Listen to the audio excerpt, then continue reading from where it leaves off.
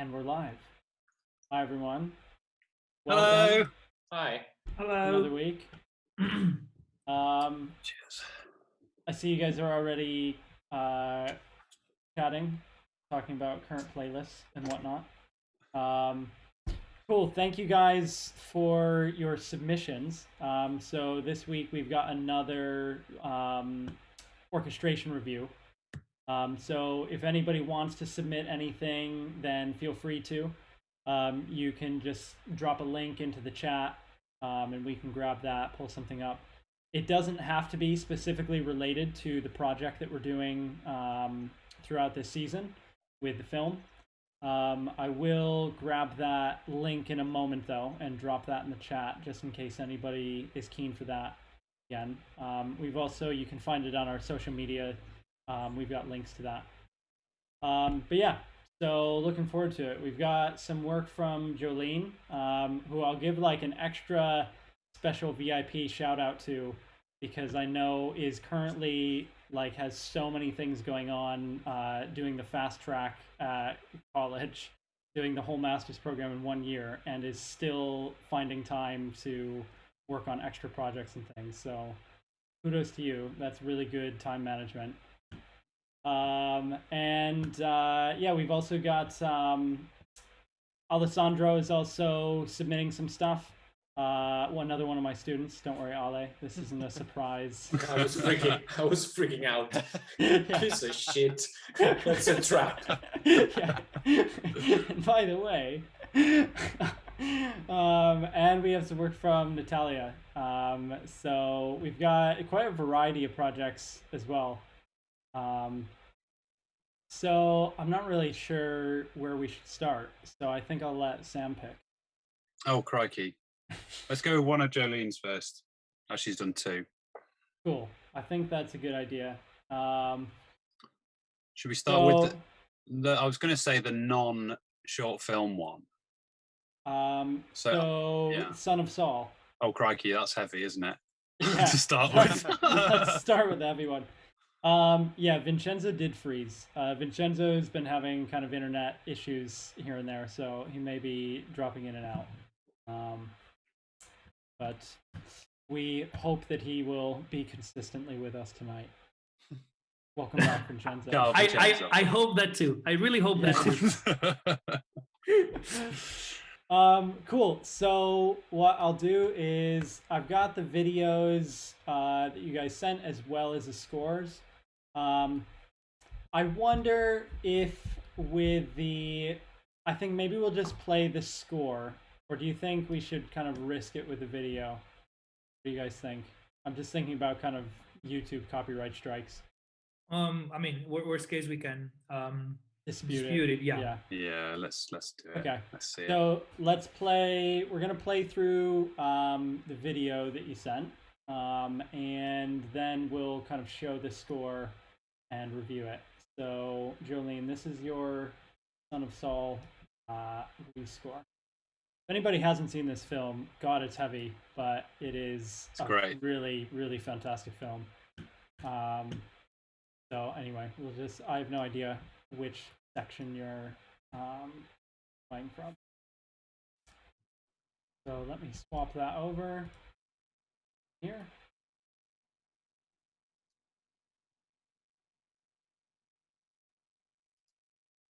Cool. All right.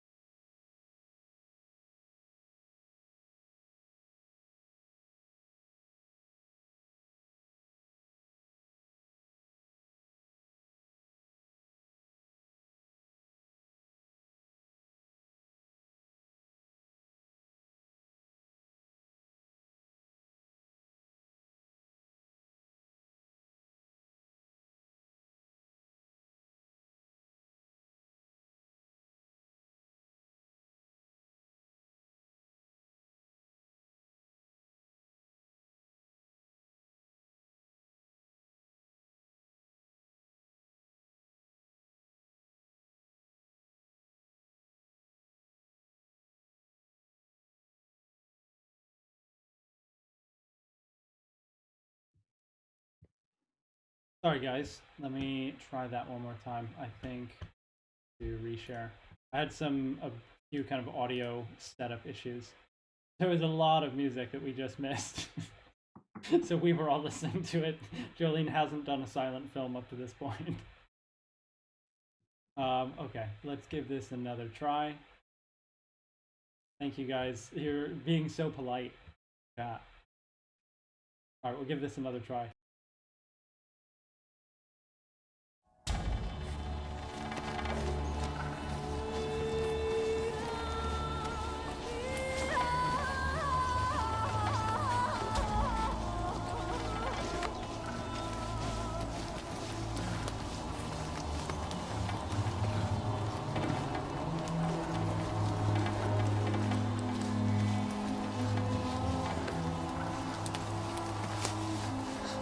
Minute.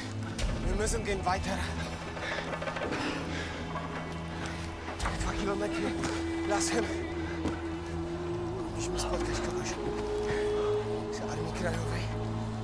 Dadzą nam broń. Będziemy walczyć z Sowieci. Są już pod Krakowem.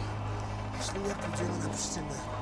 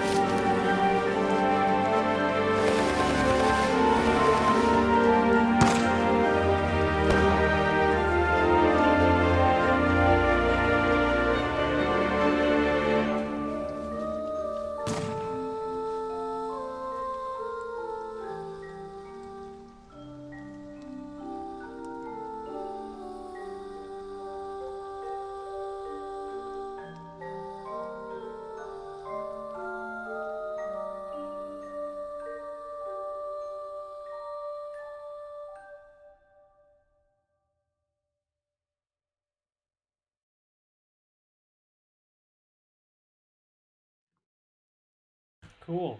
Cool. Quite a big section to go over too. Nice one, Jolene. That was great. Yeah, very nice work. I may start off with something, kind of just initial impression, then we can kind of dig into the score. I was kind of thinking in the beginning. So again, tonight's kind of a focus on orchestration specifically. One thing I was thinking through that first section, where it was a bit more kind of ambient and freeform, is kind of that it was mostly the same color throughout. So I think that's something specifically with the orchestration that you might be able to kind of vary that a little. And if you broke down, because if we look at kind of what's the whole sort of scene that's happening, it's essentially that they're going in, you know, they're kind of trying to get to safety within the shed. And so if you look at sort of what are then maybe like the smaller beats within that scene, like coming up to the hill, sitting down, having a quick sigh of relief, something like that, and then kind of using the differences in color, sort of signify those a little bit. I think that could maybe make that section a little bit more, kind of keep the momentum going. I actually had well, not an opposite thought, but kind of in that first section, I think the bit that made me really pay attention was when the Celeste came in. You know, when we were focusing on his face and the interaction with the boy, that I thought was really successful. I was getting some kind of Danny Elfman vibes there, and at the end as well. I actually thought in that first section, I felt like I mean, this is again a bit sort of composition-y, and we'll get into the score in a sec, but it felt like you were trying really hard, and I think you didn't have to try as hard as you were doing. I thought like you had a kind of I think I get what you were doing, which was kind of turning the screw. Like it was a really scary moment for him as a character and in the scene, and you want to build that tension. And I think you're doing it in a fairly complex way actually with that bass line. You know, and I like that. But I think some of the details get lost at the end of the day because it's still quite dialogue heavy, and you know, you've got these half-tone trills and things. I don't know if it was just me, but they were kind of lost in the dub a little bit for me under the dialogue. And yeah, I think I think that that was my only thought for that beginning bit, that some details might have been lost a little bit. But yeah, I think it got better and better actually as the scene went on. Yeah, I don't know what you guys thought. And Jolene, I'm personally really keen to hear your thoughts now other people are hearing it, because I find as soon as someone else is hearing it, you think completely differently about the thing you wrote. So please post your thoughts on that. I'll also just give a quick kind of background to this film so we can sort of put it in context. This is the very end of this film, Son of Saul. I mean, you can look up kind of the Wikipedia, but it's 2015. I think it won at least the BAFTA for Best Foreign Language Film, and I think it was the Oscar even as well. I think. Yeah, I think it won the Oscar. The laurels might have been staring us in the face as we were looking at that, but I mean, amazing film. But this is essentially, it's a picture of a group of Hungarians during the Holocaust, and they sort of escape from this concentration camp. And so that's kind of the very end that we're seeing there, when this boy, who the main character had kind of befriended through the film, he sort of comes, and that's why he sort of gives him that smile, but doesn't realize that you know, he's sort of led this army to them. So yeah, there's a kind of quite a lot there at the end for you to work around too. And I agree with Sam. I think it kept kind of getting more and more and kept building on that, kept getting better.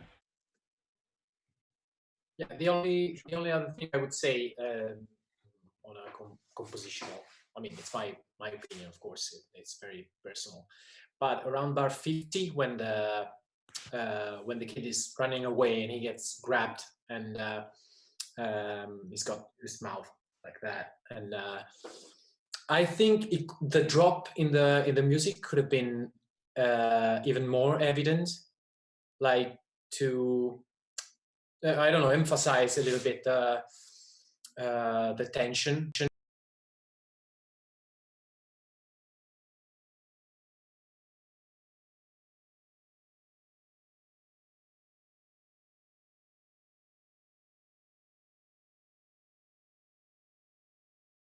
A few places actually where you could have been. To be honest, I think we'll kind of cover this in the orchestration. I think there's certain things you can do to make moments in this scene hit harder, because they need to hit hard at this point in the film.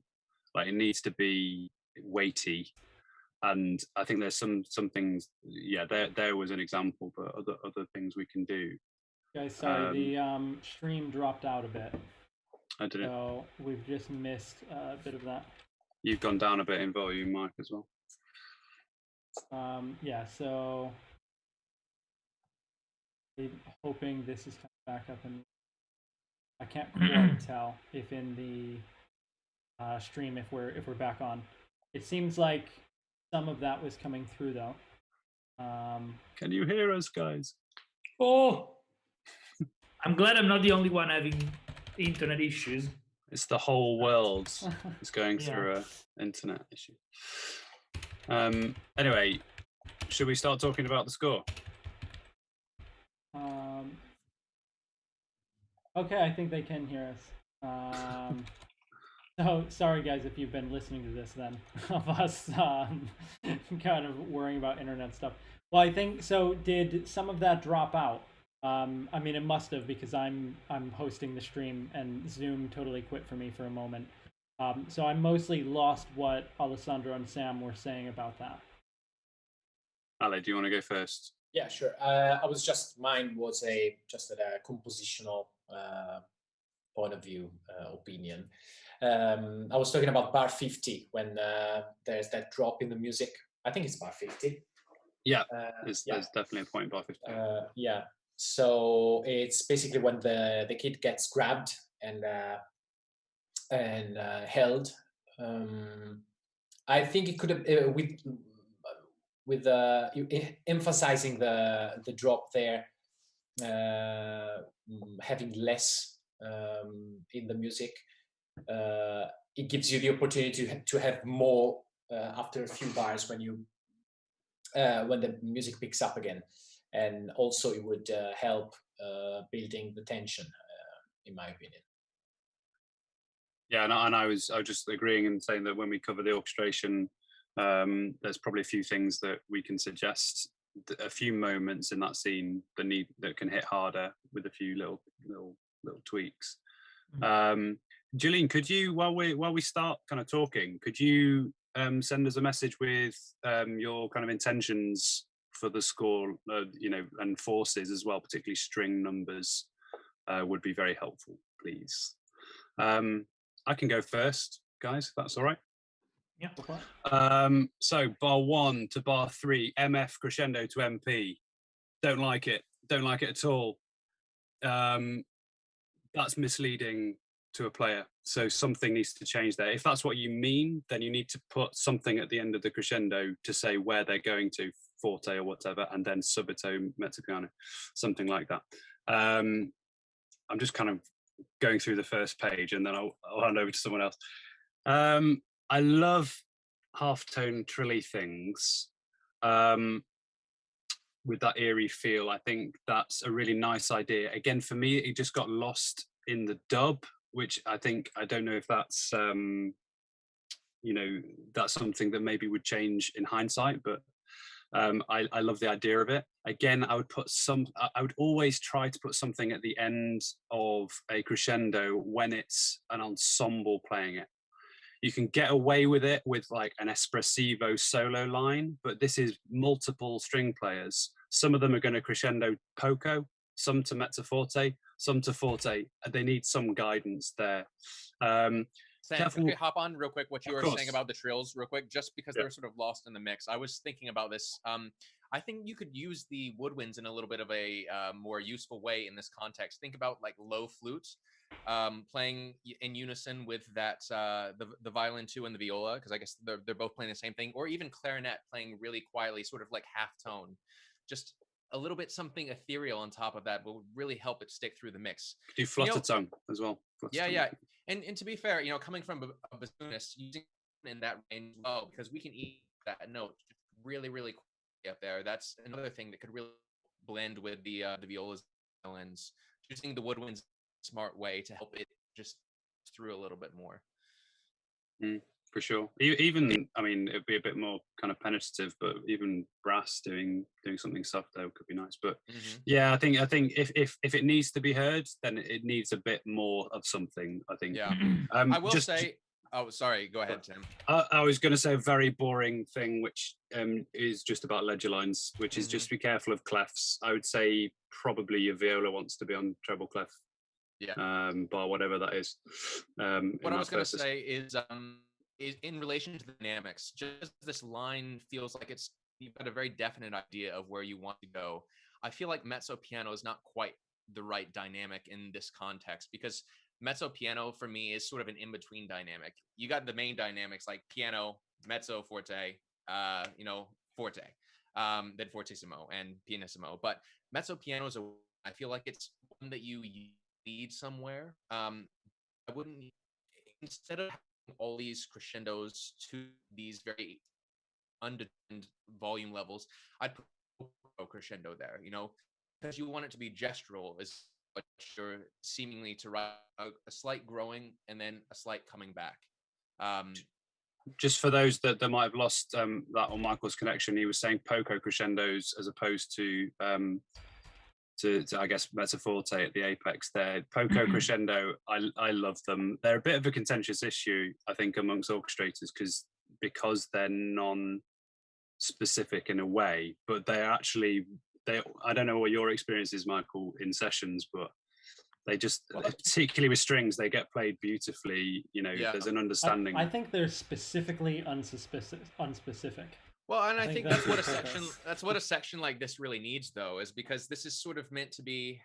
It almost feels improvisatory in the way that it's written, and at the end of the day, I think the one thing we all have to just remember is that we can't control everything, and you're hiring live musicians, hopefully, for the fact that they are musicians, and they'll interpret it in a way that won't be against what you've decided to do musically, as long as you put generally what you want. I mean, they're not going to play exactly mezzo piano anyway and exactly mezzo forte, so putting a gestural movement that's easier to understand than something like this, where it's very sort of busy, I think would actually really benefit you. At least marking down the mezzo pianos to maybe something like piano, so there's actually room to go somewhere, because between what is mezzo, I had any other dynamic, so to grow to where we're supposed it's to do that from piano, and difference. It feels more.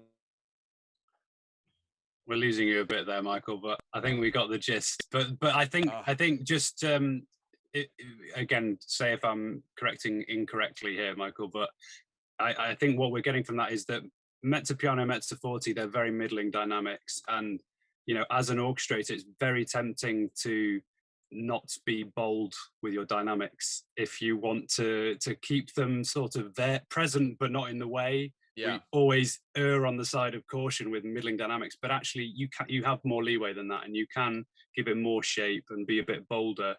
It's far more important to get the relative dynamics across the choirs and the orchestra right. I was about to say, like, dynamics are entirely contextual anyway, so there's what's mezzo forte compared to mezzo piano, entirely dependent on the, so don't be your markings and just be clear with your intentions. That's we've got a message from Jolene just explaining some of the context. Talking about the first section is the suspense of the film and a feel of despair and hopelessness. And the second section, more hopeful, as the man smiles when he sees the boy and be able to escape from the army. It makes total sense. I mean, I get. I think that in many ways that second section is more complex than that. I think you carry more emotion than just a bit more hopeful. I think it's actually there's a bit of sweetness to it, and I don't mean to imply it's derivative, because it's not. But the reason I say Danny Elfman vibes earlier is he's very good at that. And there was similar kind of textures going on, but that Celeste entry for me was where I was like, okay, that hits you here. And that was really successful for me. I think let just back to this first section, guys. If we talk about this being the suspense, despair and hopelessness, these are the words Jolene's used. What could we do to improve it even more in that first section? I'm going to be honest. Up to bar 26. when it came to hearing it over the stream, the stream felt very granulated to me, so I couldn't hear the actual sort of tone colors. But just looking at the score, I mean, I think really, I mean, not doubling woodwinds just for doubling's sake, but you can get a lot of different tone colors by using, you know, woodwinds in their low range to amplify what the strings are doing. Just because, as you know, I think it was Mike that said that this whole first section was a little bit samey in terms of tone color, which is not an inherently bad thing. But if you already have this whole sort of orchestra sitting there, there's subtle little things here and there, like those trills we talked about, or you know, well, there's trills later on as well. Putting that in flutes, sort of middle of the stave flute, really nice. All these things can be doubled or, you know, woven throughout the woodwinds to create a little bit more forward momentum, bringing colors out and back end. I think would really help. I think that's a great idea. I mean, for me, I think what you're trying to, again, say if we're wrong here, Jolene, but what you're doing is achieving that tension through chromaticism and kind of busy moving parts in that bass line. That for me is what I could hear. I could hear a moving bass line, and it was unsettling, but occasionally competing with the dialogue. I would say the thing I would say for this is pick your moments. It doesn't always have to be moving to be building tension. You know, you could add more tremolando or different sorts of textures. I think it's fine to be sort of homogeneous with your sounds and using the strings initially, because to avoid distracting, but then just adding tension by changing the color a little bit in the right moments is how I would kind of alter that first section personally. I had one other thing. I'll just give some other context because, yeah, I remember, Jolene, now actually you mentioned this in your email. This is going to be your showcase piece, isn't it? So that gives you kind of an idea of the ensemble. It'll be a chamber group with solo winds, a few keyboards, a couple percussion and brass, and then probably minimal strings. Yeah. So think like a sort of West End pit. Okay, so what's really important there is your string forces. You won't have a string orchestra sound. It will sound small. I'm guessing you don't have two basses, for example. You'll have one bass. So when you have like that octave pairing of cello bass, it won't have that oomph that we tend to expect from it. You know, you've got a divisi, for example, bar, I don't know what it is, before you get to that second section in the basses. So that's going to have to go, I'm guessing, and just keep the lowest octave. Things like that.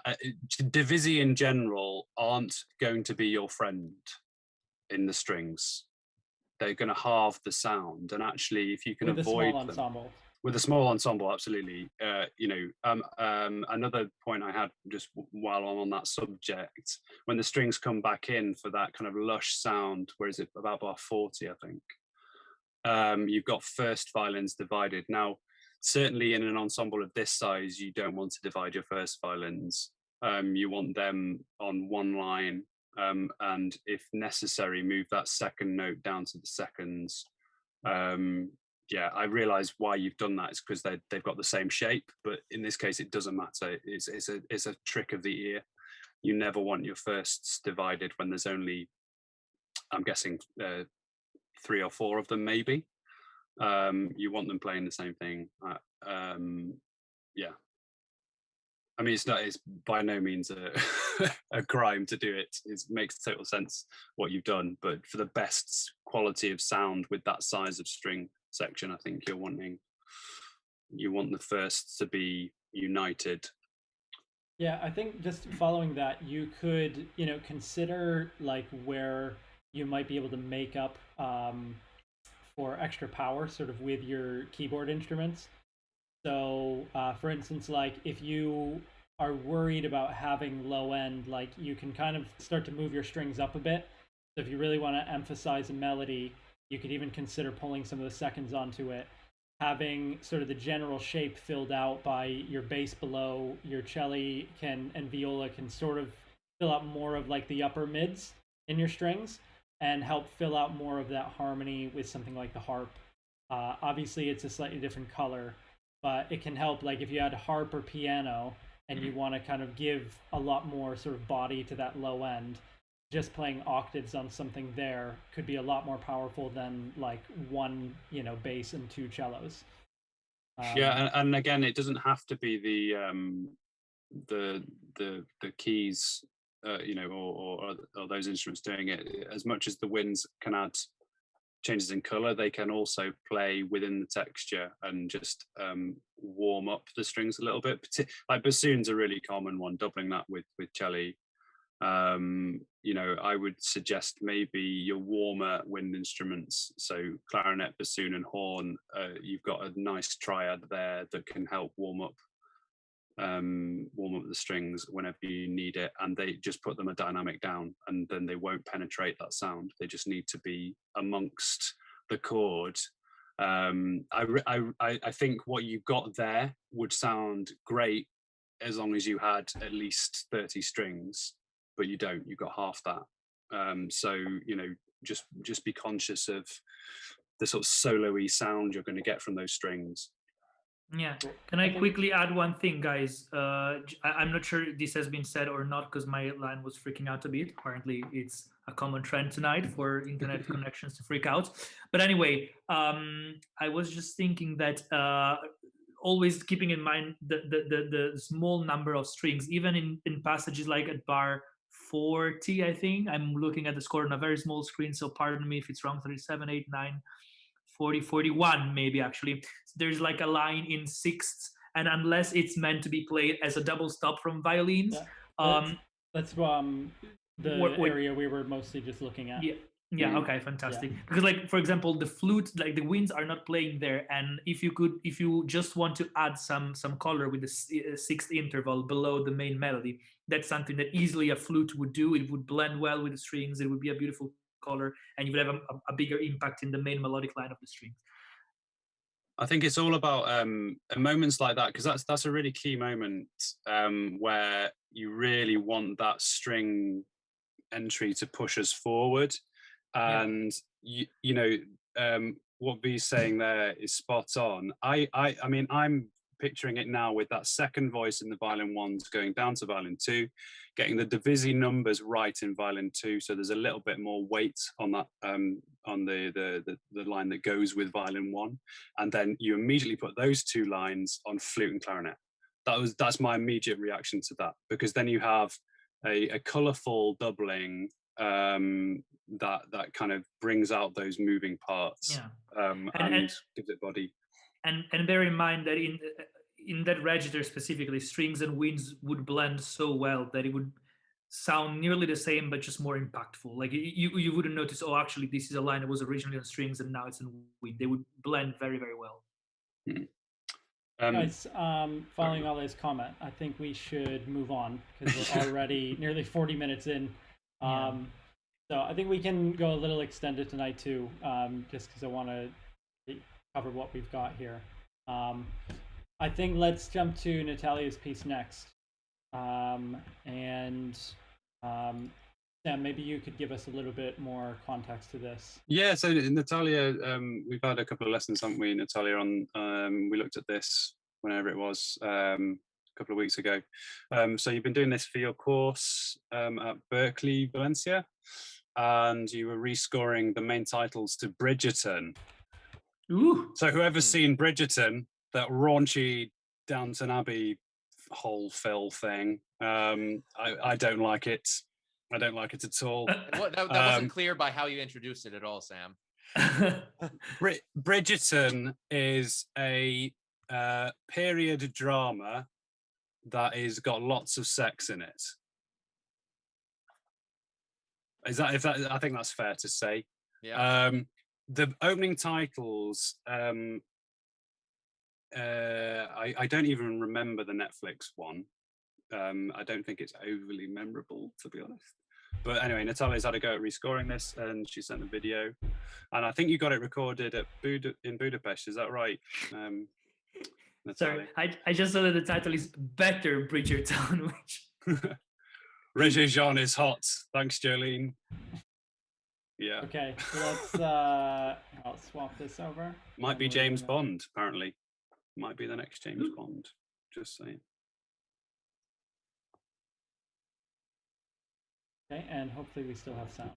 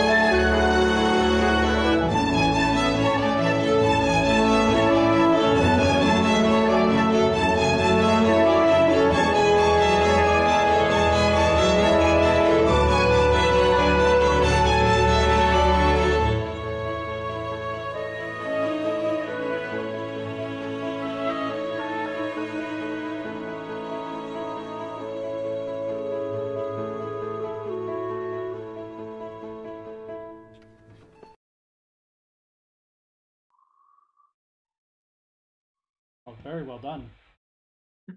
Nice one, Natalia. That's seen some work since I last saw it as well. I love that Lydian vibe at the end. Yeah, nice Yeah, one. that was beautiful. I'll start if I may. Yeah. So as I say, we looked at this a while back before the session, and we knew it was in Budapest, so we knew we had overdubs. Yes. Which makes a difference. Now, my main focus when we went through it, Natalia, was get the best recording you can, because it's so easy to overwrite things and overcomplicate the orchestration. And what we knew how to separate, so we separated some shorts and from longs, and tried to get the best stuff. I would actually argue that you've put stuff back in overdubs that might make mixing a kind of complicated, but I think it's a small issue. Like at B, you've separated the harmony there. I wouldn't have done that. I would have kept. You give us a specific bar you're looking bar at. 11. So bar 11, you got so imagine in one pass. I'm assuming you have everything together, and then you have another session, or like just strings playing an overdub later. So you're going to have your flute playing the line with violins, right?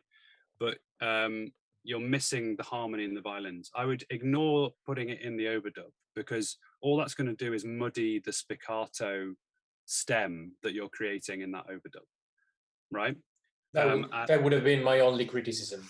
Yeah, and exactly, and what that leaves you is two empty violin parts to add more spic, and you can make an even more meaty spiccato part there. So that was my initial thing, and I think we covered that a little bit for later sections, but maybe not there. I mean, look, just on that, to kind of add to the, I think there's a sort of phenomenon where when it's just strings, it can sound a lot bigger. Like if it's just strings doing its own thing. So I remember recording for my own album, I had 20 strings, and the whole orchestra was 32. So when I had everybody playing together, it sounded like a 32-piece chamber orchestra. But there's one track, the 9th track of my album, that the whole opening is just string ensemble, and that sounds huge because it's just 20 strings kind of all doing this nice harmony together. So it's something to consider, that it's not necessarily just by the numbers. Like you wouldn't necessarily lose anything by splitting that. You could still get something that's really powerful with a small group, because it's also beautifully voiced. So I think you would get a big sound just with them on that together. I think that's it. It's the clarity of everything that's in every take. Basically, it's it's why Hans Zimmer has everyone playing the tune in one take, because it sounds as massive as it can do if everyone's doing the same thing. I think all we're kind of getting at there is the overdub.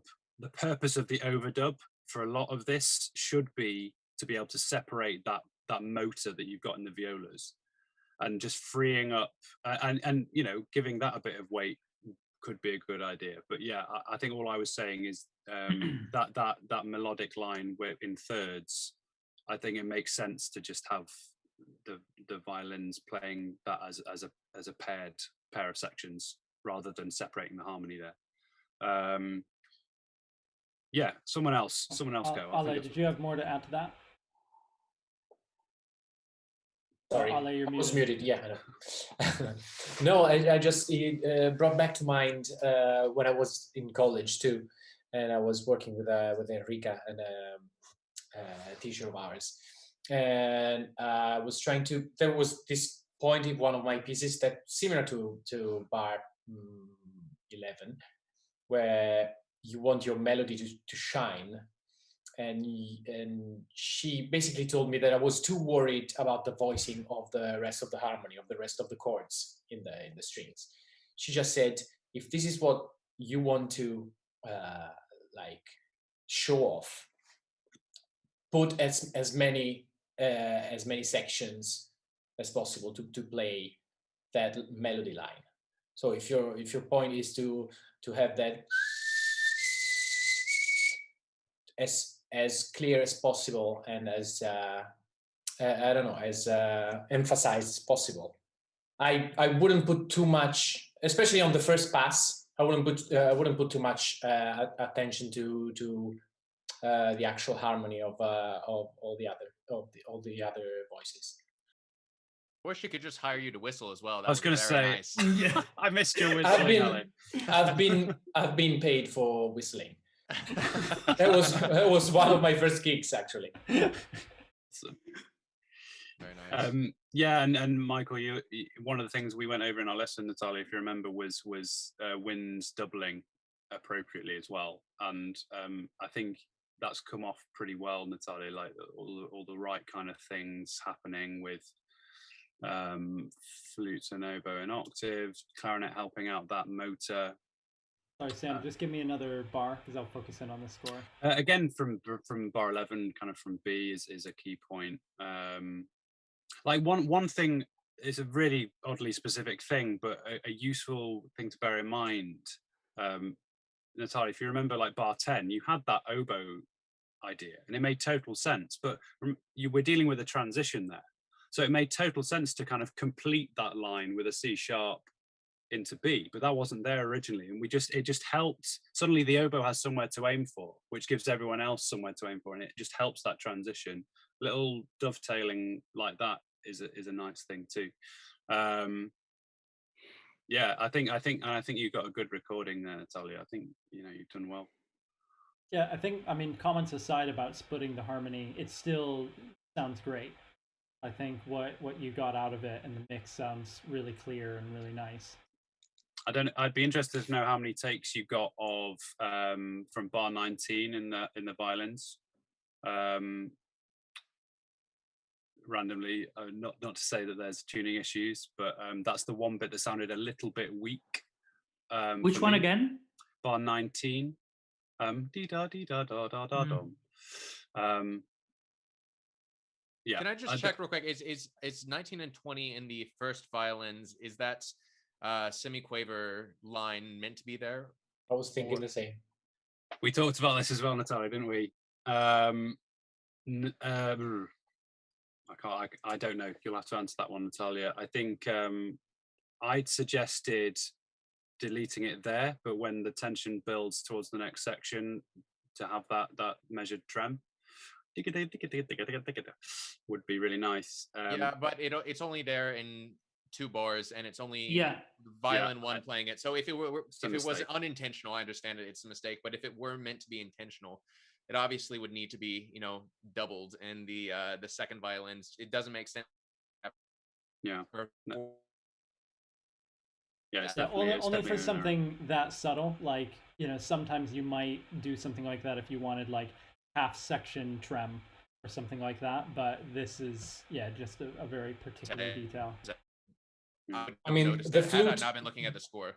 The flute is doubling that. I don't know if it's. I think that's the flute's kind of more decorative there, and I don't think it's wanting to do. I don't think it necessarily needs the strings to be measured tremming at all. Yeah. Can I ask one thing? Sorry, I'm just trying to look at the whole thing. But so always bar 1920, the melody line of the violins is like it's doubled 4 times at the same octave, violin 1, violin 2, and then even in the overdub.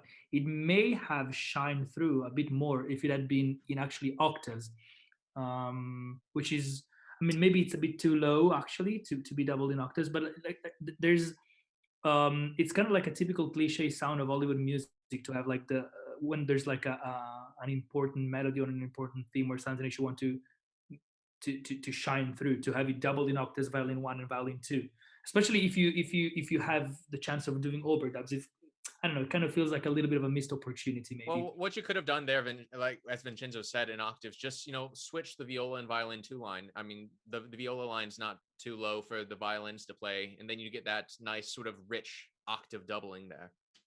You mean in that first pass? Yeah, that's a good shout.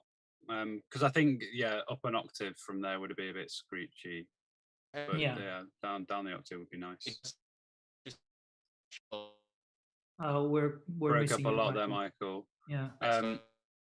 Why don't we play through it again now, looking at the score? Yeah, sure. Yeah. It's a short one as well, so let me grab that video again.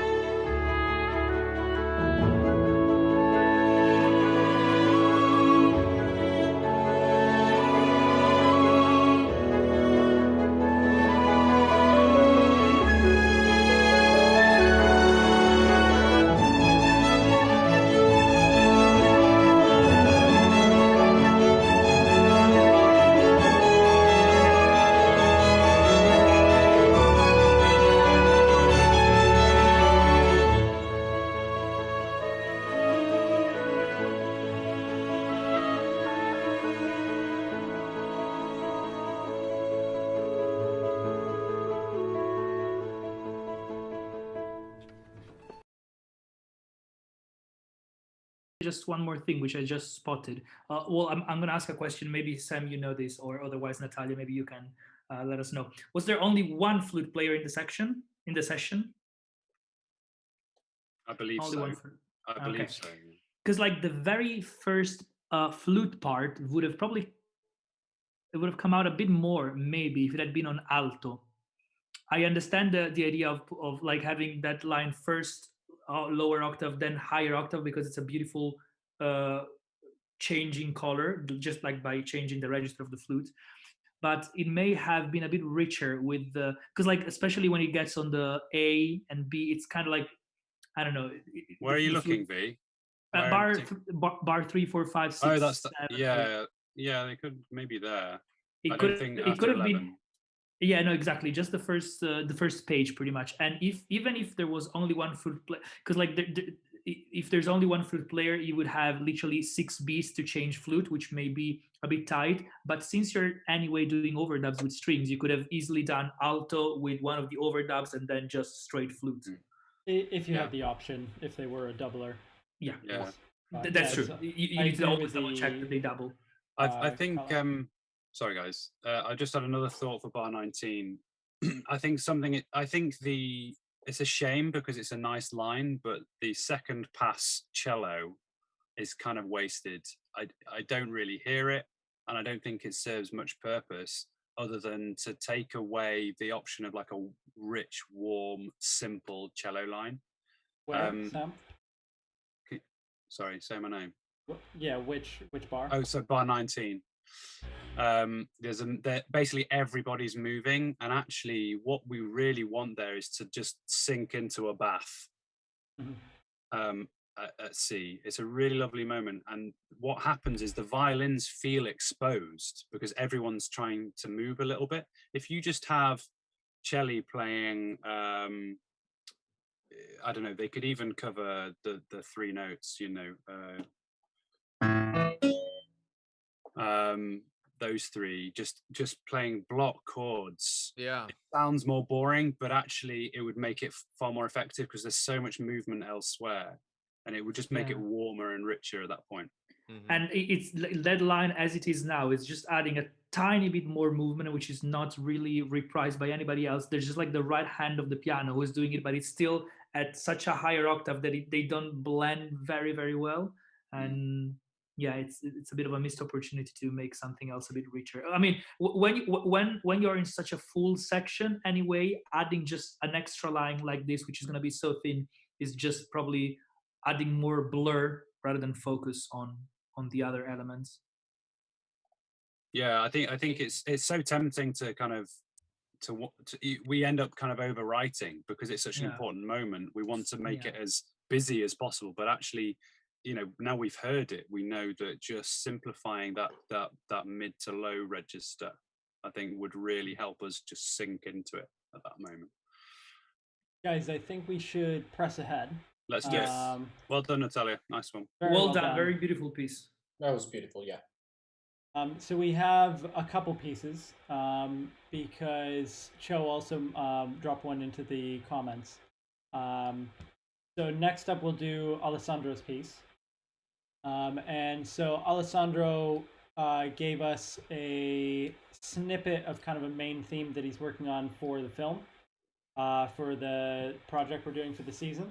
Oh, great. And so he prefaced it that it's very much a work in progress, and we appreciate you sending it on still. 'Cause that's also exciting to kind of just look at something a bit more raw and go through it. And it's quite short. It's only about 20 seconds or so of this theme. So Alessandro, while we play this, I'm interested to hear kind of your thoughts of where it's at now and sort of where you think you want to take it. So feel free to kind of write that into the chat while we go. Mike, do we have the score? Yeah, it should all be up in the Dropbox. Is that the Untitled one? The Algae. Algae. Yeah. Algae. Yeah. Booyakasha. Alessandro Giovanetto. Algae. Good rapper name. And with that, I'll pop over to the score.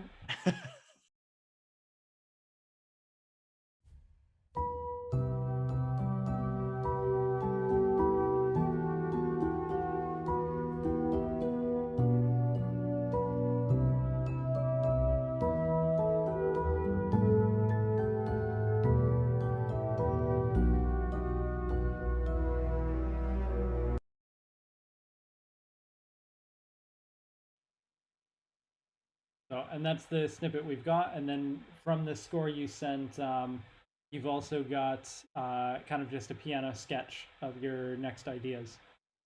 So I'm also curious to know kind of what you think you want to sort of do next with it. And what was your? I'd be interested to know as well, Alessandro, what your writing process is, as in, did you watch the film and write this away from it? What are you trying to achieve from this stuff that you sent us? Is this like a suite that you're going to edit from and things like that? We'd be really interested to hear. Because like for me, I was grabbed, but I tend to put in a little pad before the entry of the melodic stuff when I do things like this. I always do a little something just to kind of a little crescendo of something just to drag you in, and then it starts. But that's just me. I don't know why. I really liked the start of this. I think you've got good bones, as we say up north. Got a good bones. Can we listen to it, since it's super short, Mike? Can we listen to it one more time? Yeah, Could we? Thank you.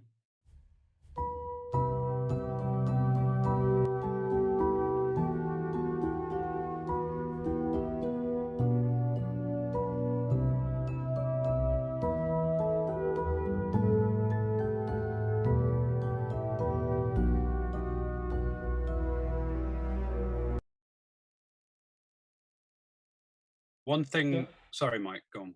Oh, just kind of going on Alessandra's comment. So it's sort of, I mean, essentially, this is going to be the basis of like Sylvie's theme. He says it sort of represents the kid and the drama around her. So we can just kind of put it into that context. And he said he came up with the main melody and then wrote a couple more counter melodies. So I'm imagining you're sort of fleshing this out into being sort of the suite for. I am really interested as well about the orchestration choices in terms of the instrumentation, because it's very eclectic. I like it. And I was wondering if that was an intentional decision, or was it just sort of this is how it came together? I had a couple. Sorry, B. Yeah, no worries. If you want to go first, I had a couple of things that I wanted to say too. Just like looking at versus listening. Yeah, I mean, I had some thoughts just immediately on the orchestration. Firstly, I don't know how it's mocked up. I think if this were recorded, you might have some surprises. You see, I should have gone first because I wanted to say the exact same thing. I knew you were going to steal that from me, bastard. Sorry. Now you're a plagiarist now. V actually texted this to me just now. Yeah, the trumpet is the main one. There's not really any such thing as pianissimo trumpet in an ensemble context. So you've got this lovely fluty, without flutes, you've got this lovely fluty top line, or midline, I should say. It ain't going to sound fluty. It's going to sound kind of trumpety. I really love your decisions there, but I would certainly whack a mute on the trumpet, and I would say if your other winds are 2 Ps, it should be at least 3 Ps. I know that sounds silly, but I would say you can probably, get away with 3 Ps and a mute, and it would blend really nicely. But and Sam, is as penetrative as it gets. If I can add to this, consider even switching from trumpet to flugelhorn, because like most trumpet players do play flugelhorn, and it's such a more thinner and more woodwindy sound almost, and like flugelhorn with a mute and with a triple P would probably be much closer to what it sounds like now. Correct me if I'm wrong, but flugelhorn also has more of a conical bore, like a horn or a. See, I wouldn't have described it as a thinner sound. I would have described it as actually a warmer sound, but less. Mellow. Yeah, less. That's correct. Precise. Or mellow. In terms of its tone. Yeah. That's what I actually was meaning to say. Another thing as well, I mean, again, there's some loss of quality over the stream, so I couldn't hear the exact timbre, but throwing that trumpet line on also a nice closely mic'd alto flute would also be really. I mean, that's kind of, sorry, Michael, if I've interrupted because you've broken up there, but for me, I did interrupt you, and I'm sorry, but you broke up. Alto flute is what I hear when I hear your demo.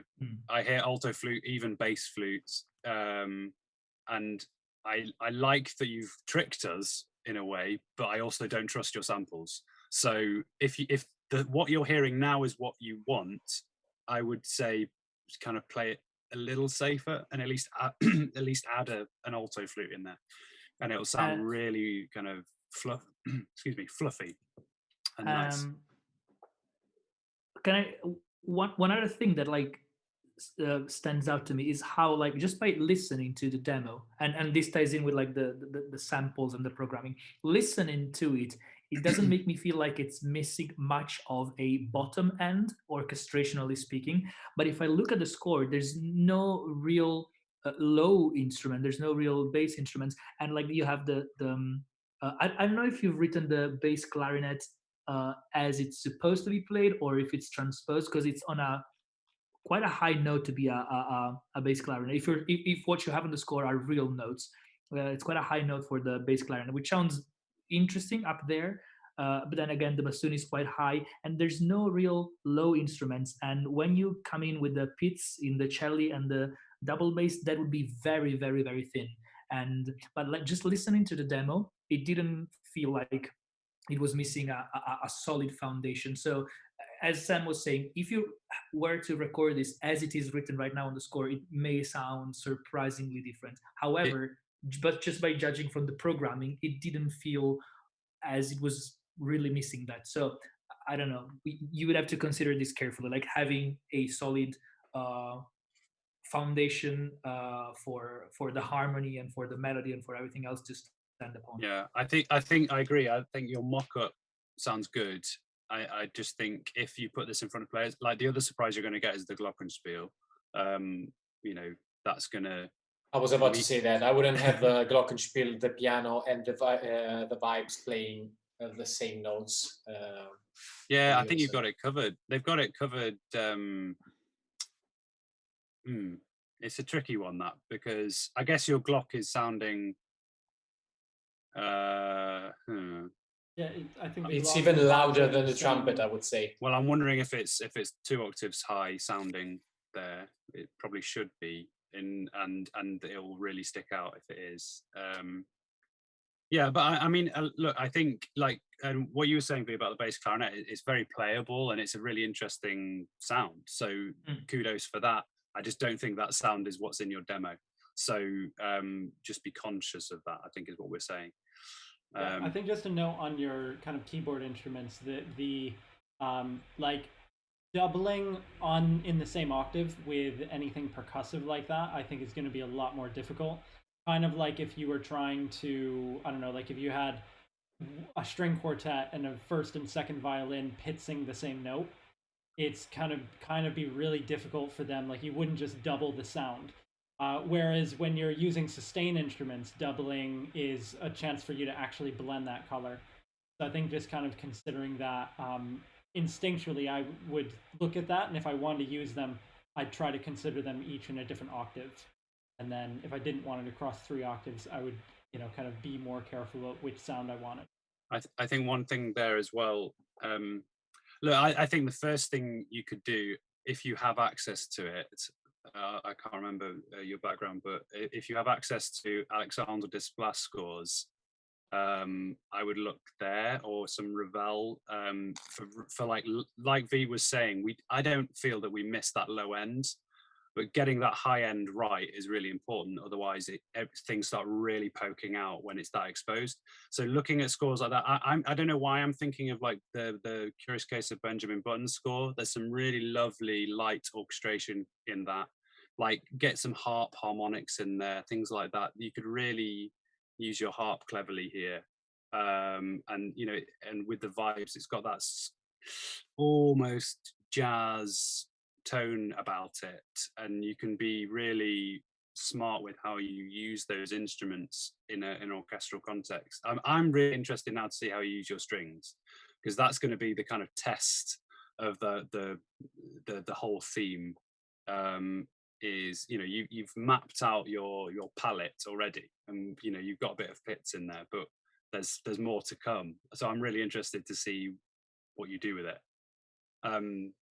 Yeah, I mean, have we already heard what the plan is for this? Is it to be recorded, or is it just to be mocked up? He hasn't mentioned specifically, and apologies if you had mentioned it in your email. Oh, I think this is the project for this season. So I think it's something that if Alessandro wants to, like, I don't know, put it in your end of your portfolio or something like that, you can. And so to whatever extent you want to record and get it done, up to you. But I would encourage you to. Is Alessandro an RCM cat? Yes, he's in the year 1. Okay. Search for Alexandre Desplat scores, because I think you can find some really nice ideas in that. I know we should be studying the masters as well, but I don't know why it made me think of that. One other thought I had with your strings is you can use them really kind of decoratively, not necessarily in that low mid range. You can use them really, something that could sound really nice here is like swells in the higher strings, either tremming or trilling or both. I don't want to say it's jazzy, but it's got that kind of a really sort of soft, slightly jazzy feel about it. I don't know why. And so having those kind of soft strings going on could be a really nice addition to Just answering your question, so Alessandro's asking, do you think the compositional choices and orchestration are sort of fitting for the film? I think sort of the short answer to that is yes, and that's kind of up to you. Like, to see how you can make that fitting for the film. I think in general, yes. What you could kind of do from here, and this is why I'm interested to sort of, think about like what your plan is and where you want to take it next. If this is kind of Sylvie's theme, and if, as you mentioned, you've come up with a couple counter melodies for it already, think about like what those could represent for Sylvie. So if this is her character suite, then like what sides of her character are each of those melodies there for? And then that can kind of help give you a better idea of like how do you want to identify each of those with the orchestration? Because those are each a chance for you to give it a really unique kind of color or sort of different roles within the different instrument groups for that. Yeah, like I was saying earlier, Alessandro, it's got good bones, and it's certainly this first arrangement, I think, is fitting, but its appropriateness will be tested when you then have to come to arrange it and find different purposes for what you've already got, and you need some rearrangement, for different purposes in the film. And so you need to like watch the film again and see, right, what do I actually need musically here? And what you've got is the bones of something that you can tailor for the rest of the film. And I think that's why I was saying I'm interested to see what you do with the strings, because you've decided I'm going to use strings for this. But like, you might decide that isn't appropriate for the rest of the film. You might choose to add another instrument. You're free here to do what you want. So I'm almost more interested to see how you arrange it now, because I think you've got a really good start. Yeah. Guys, I'd just because we're sort of 10 minutes over already, but I would love to look at Cho's piece as well. Yeah. So why don't we jump onto that? So there was a link kind of earlier up in the chat. Let me see here. I'll send this just kind of within our chat here. You guys can grab it. This is a rescore of the opening to Daredevil, the Netflix series, and also kind of one scene of one of the episodes. Do we have a score as well, or just the video? Just the video. So this is just a Vimeo link.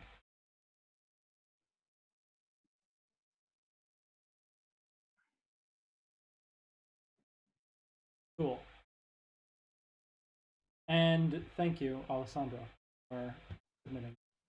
Yeah. Good work. We're Nice one, Alessandro. looking forward to really seeing kind of where you take that.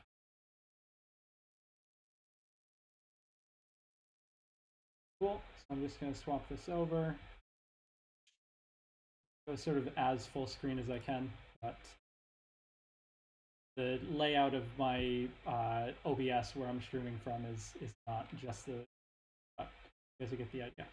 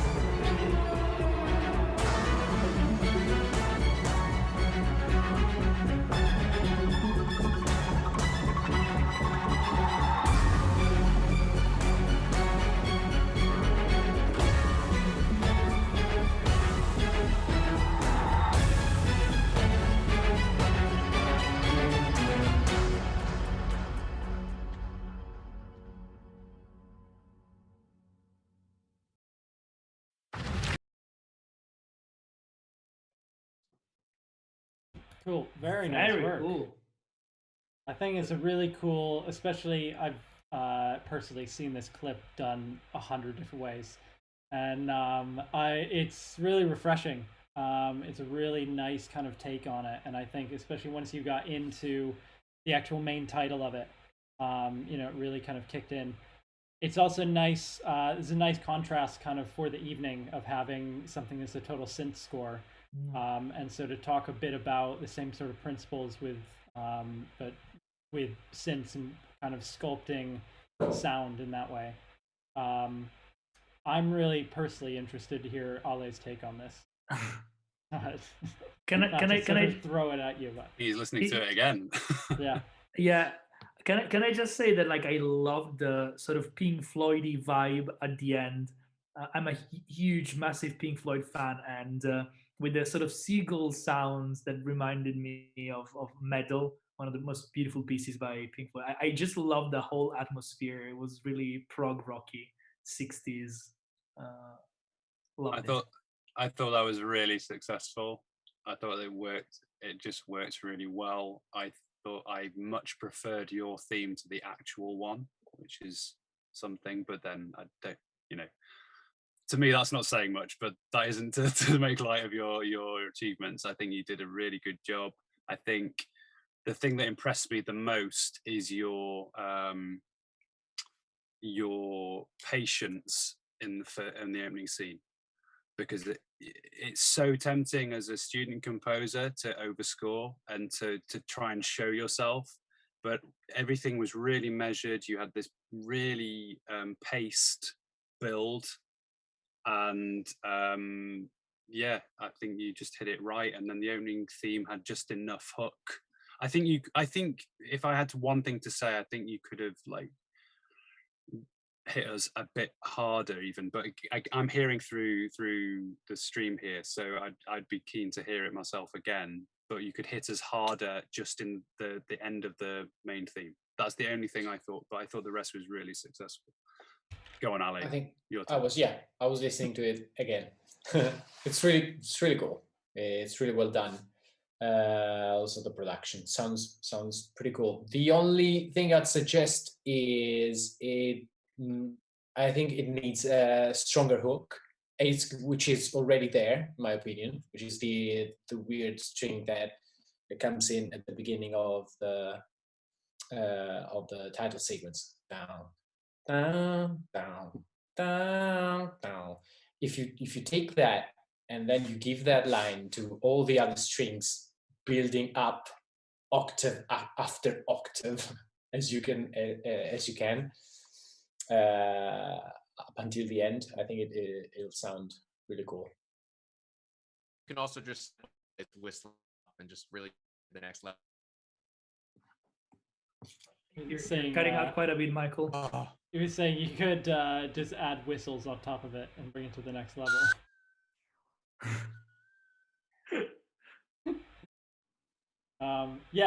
I mean, I really enjoyed it. I think I agree with Sam's comment about kind of how well paced and measured the opening is. Only thing I'd say on that, kind of from like a synth orchestration point of view, is I think you could kind of make a few more subtle changes within that sound, like kind of keep the palette, keep the structure of what you've got, but that could kind of evolve a little bit subtly throughout.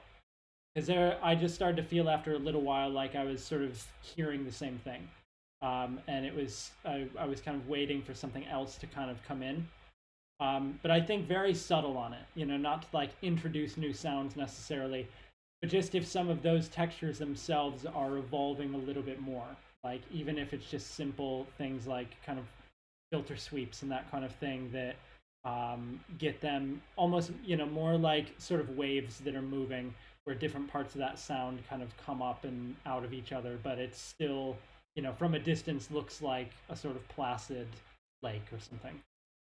Yeah, I think what you've got there is, I'm kind of just rewording what I already said earlier, but that your transition, you're just the evolution of the energy you have is spot on for what's happening. Like, I think the energy you have in the main theme is all in the right places. It's just kind of more, and in the scene you're really measured, and I think you get that right. I mean, you've asked the question whether it's too complicated for TV dramas, and not at all. I think your scene was spot on, and I would say, if anything, my limited experience of TV dramas is that there's space for it. You've just got to choose the right places to be bold. You should be bold. You should give it an identity. But what you did that really impressed me is that you did it in the right places, and I think that's great. Yeah, and I agree with the comments for the main theme, to just making that, as you know, that's your opportunity to be like, welcome to Daredevil, and so to just really balls out the bath on that. Should we have another listen? Yeah, let's go for it.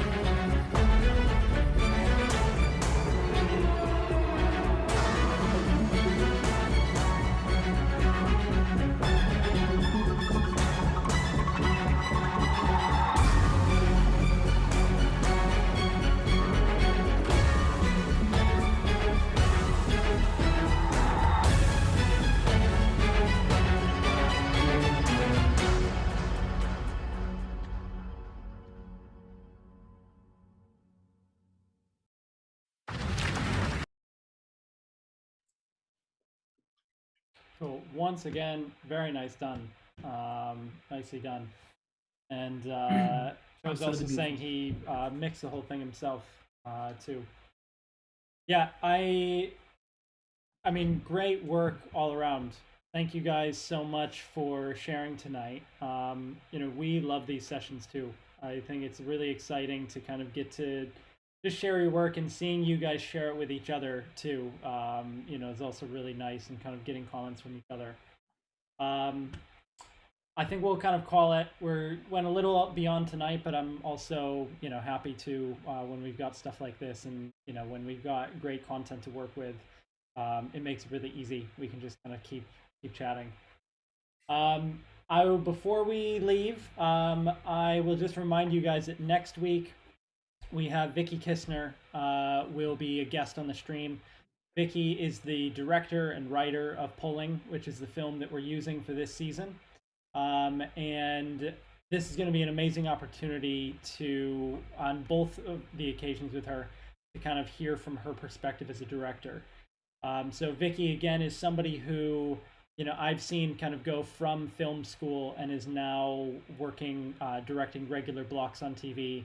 The reason why we have her next week and the following is because she's currently directing something up north now, and we're catching her in the 3-week window when she's in the edit. And she's generous enough to give us 2 of those evenings after she's going to be editing all day. So I'm really looking forward to that. With questions, you know, thinking about kind of her arc, I recommend give a quick kind of search on her. You can find, you know, whatever you can find online, any other work that she's done. And Vicky's there for sort of a, you know, to kind of talk about her journey. So that's going to be next week, and then we'll have her back 2 weeks later again to have a chance to actually look at your scores to Pulling. So you won't want to miss those. I think those are really good opportunities. We also have another review 2 weeks time from now that'll be a lot like this, but more open. So we'd love to kind of have a chance to look at your scores for Pulling. But you can also bring stuff like this if you've got other clips that you want to show. It'll be a kind of general review session. So really looking forward to that. And check our socials for kind of the schedule for the rest of the season. We're nearly halfway through it. So anyway, great stream tonight. Thank you guys. And again, really good work from everybody. Thank you, everybody. So, Thanks, guys. We'll see you next week.